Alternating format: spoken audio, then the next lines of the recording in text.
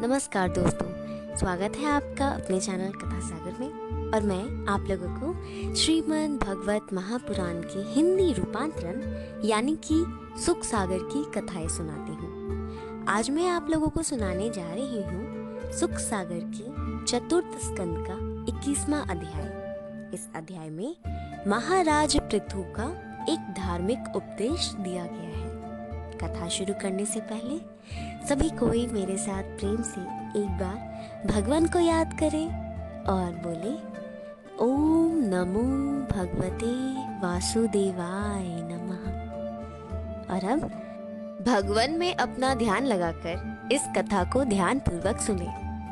मैत्रेयी जी कहते हैं, हे विदुर जी, जब महाराज पृथु यज्ञस्थल से नगर में आए तो पुरवासियों ने बहुत उत्सव किया। राजभवन में उनके प्रति ऋत्वजों के पाठ और बंदी जनों की स्तुति तथा दान मान सम्मान की एक अपूर्व शोभा छा गई। अनेक देशों के आए हुए राजाओं और राज प्रतिनिधियों ने उनकी पूजा कर बड़े बड़े भेंट दिए। यशस्वी पृथु ने भी उन सबका यथोचित सम्मान किया। पृथु के सभी कर्म उत्तम और प्रशंसनीय थे। सबसे महत्व की बात उनमें ये थी कि अहंकार का लेश भी नहीं था। बड़ी ही श्रेष्ठता से उन्होंने पृथ्वी का पालन किया और अंत में मुक्त हुए। ये सारी बातें मैत्रेयी जी विदुर जी से कहते हैं। यहाँ पर मैं आपको एक बात याद करवाना चाहती हूँ, वो ये कि अगर आप महात्म्य वर्णन प्रथम स्कंद, द्वितीय स्कंद और तृतीय स्कंद के वीडियोस को देखा है, कथाओं को सुना है, तो आपको ये बातें ज्ञात होंगी कि ये सारी जो बातें हैं, ये जो सारी कथा वृतांत है, वो महर्षियों में श्रेष्ठ शौनक जी ने जब आग्रह किया था सूत जी से, तब उनके आग्रह करने पर सूत जी ये सारी कथा वृतांत सुना रहे हैं। और जब आप महात्म्य वर्णन के बाद प्रथम स्कंद सुनेंगे, उसके बाद जब आप द्वितीय स्कंद सुनेंगे, फिर तृतीय स्कंद और चतुर्थ स्कंद सुनेंगे, तो आपको ये कथा बहुत अच्छे से समझ में आएंगी। और ये जो भागवत का कथा है, ये धीरे धीरे हर अध्याय में आपको ज्ञात होता जाएगा कि कैसे कैसे ये कथा आगे बढ़ा, कैसे कैसे लोगों तक पहुंचा, कैसे कैसे ऋषि मुनियों ने इस कथा को जाना।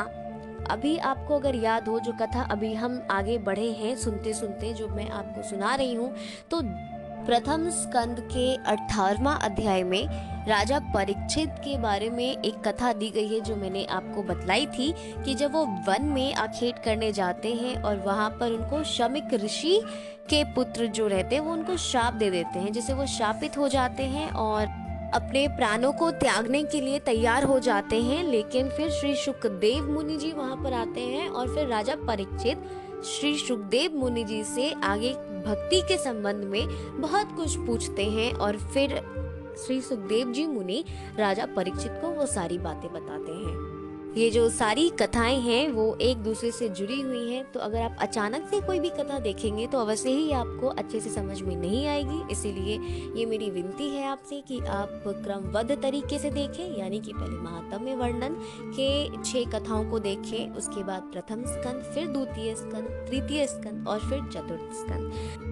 इस अध्याय में मैत्रेयी जी विदुर जी को राजा पृथु के बारे में सारी बातें बतलाते हैं। और जैसा कि मैंने आपको बताया, ये जो सारी कथा है वो सूत जी शौनक जी को और आदि ऋषियों को सुना रहे हैं। तो वो वहाँ शौनक जी को आगे की कथा सुनाकर बताते हैं कि जब मैत्रेयी जी इस प्रकार सारे राजा और महाराजा के बारे में बताया, महाराजा पृथु की कहानी को सुनाया, उनके निर्मल चरित्र का वर्णन किया, तो उसको सुनकर परम भक्त विदुर जी मैत्रेयी जी से बोले कि हे ऋषि, ये सत्य है, महाराज पृथु में श्री विष्णु जी का तेज विद्यमान था, तभी तो वे अपनी विशाल भुजाओं से सर्वप्रथम पृथ्वी दोहन का साकार्य कर सृष्टि के परम सहायक हुए।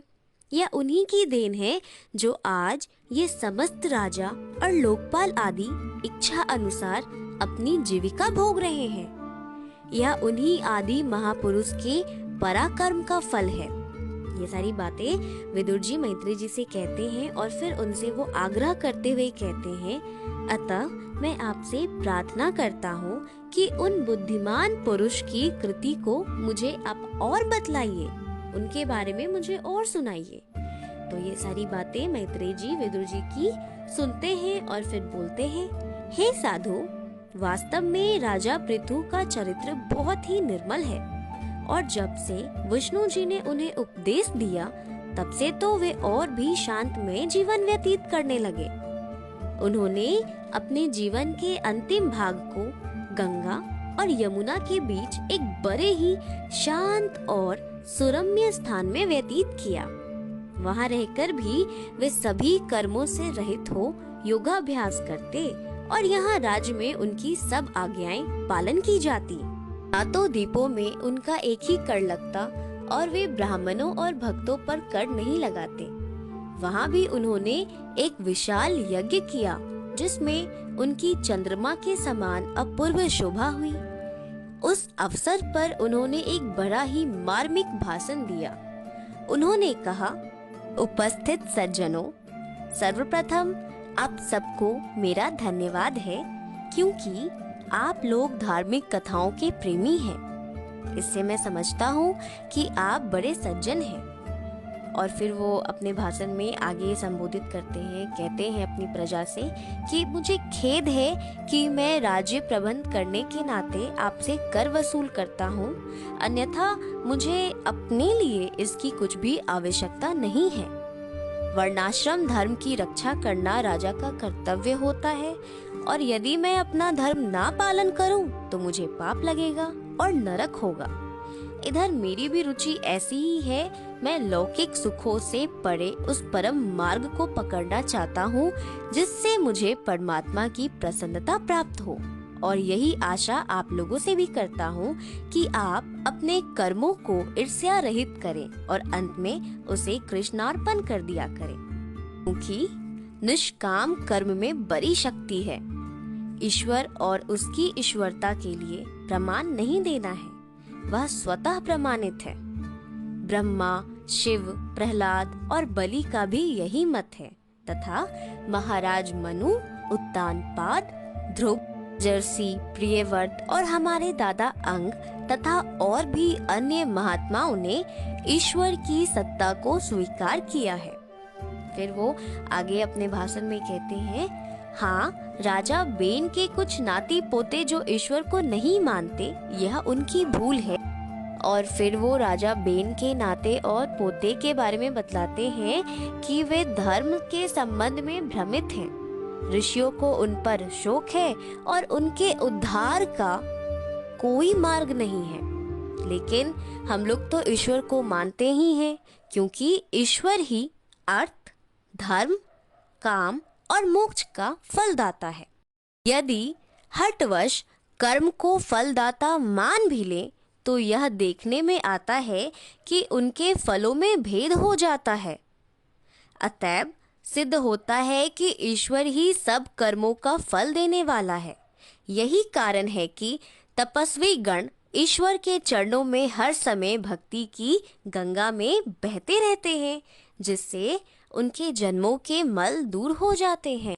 विषय से विरक्त रहना ही जीवन का मूल आधार होना चाहिए और यही वास्तविक ज्ञान है। और जिसे यह ज्ञान हो जाता है वह यथार्थ आत्मदर्शी हो मुक्त हो जाता है। नेत्र बंद कर ईश्वर का ध्यान करते ही प्रभु उसके निष्कपट भाव पर प्रेम करते हैं और इस प्रकार श्री विष्णु जी की उपासना कर जो भी चाहे सिद्धि प्राप्त कर सकता है। फिर राजा पृथु आगे अपने भाषण में बोलते हैं, मेरी यह हार्दिक कामना है कि आप सब और भी दृढ़ता के साथ जगत पूज्य श्री विष्णु जी की आराधना करें, जो हम सबके रक्षक हैं और जिन्हें ब्राह्मण बहुत प्रिय हैं। मेरे विचार से उनकी वाणी ही वेद है। अतएव मैं ब्राह्मणों के चरण कमलों की धूलि को अपने मुकुट में धारण करता हूँ। ब्राह्मणों की सेवा से सब संपत्तियाँ प्राप्त हो जाती है। मैं दिन रात इसी चेष्टा में लगा रहता हूँ कि जिससे गौ ब्राह्मण मुझ पर प्रसन्न रहे और विष्णु भक्तों की कृपा का तो मैं भिखारी ही हूँ।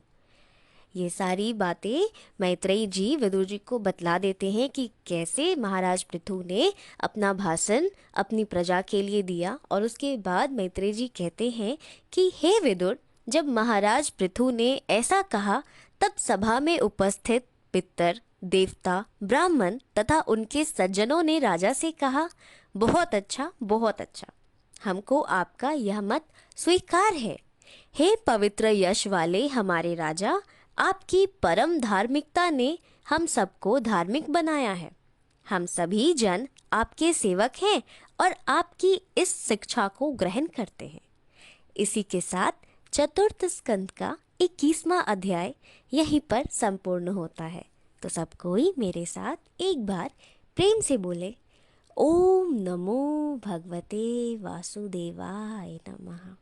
अब मैं आपसे मिलूंगी 22वें अध्याय में, और उस अध्याय में राजा पृथु को सनत कुमार का ज्ञानोपदेश मिलेगा।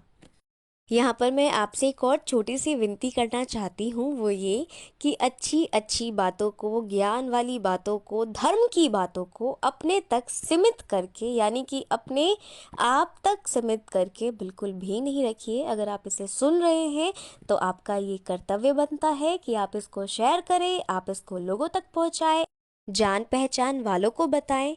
और अगर आप पहली बार कथा सागर के चैनल पर आए हैं तो जुड़ जाएं कथा सागर के परिवार से और हिट कर दे बेल आइकन। अब मैं लेती हूँ आप लोगों से विदा। तब तक आप अपना ख्याल रखें, अपने आसपास वालों का ख्याल रखें, अपने परिवार वालों का ख्याल रखें, मिलजुल कर रहें, खुश रहें, हंसते रहें और भगवान में अपने ध्यान को लगा कर रखें। भगवान आप सभी की मनोकामनाओं को पूर्ण करें। ओम शांति, ओम शांति, ओम शांति।